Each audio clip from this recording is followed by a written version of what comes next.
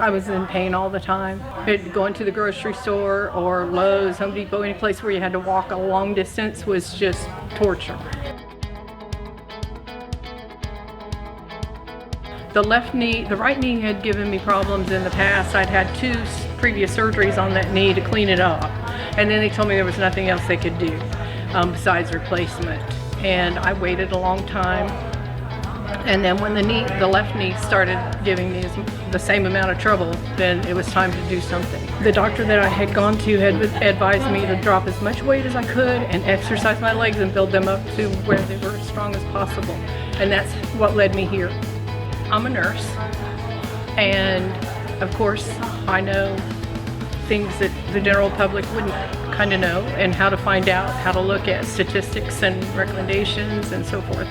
Did a lot of homework and found Dr. Barber, and when I went in I asked him if he would, I told him what all I had done and the prep I had done, would he do both knees, and he agreed, and he just made my life better.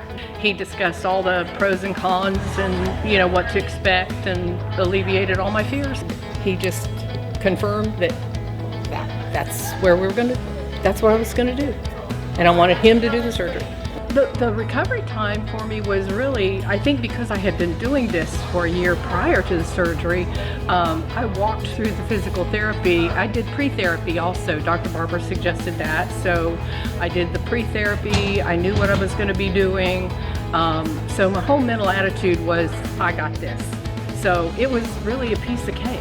Don't waste any more time. Just go see Dr. Barber, get it done, and get on with your life. Because it's like freedom. I'm not back to 100%, and that'll take some time for all that tissue to heal, but I'm getting there.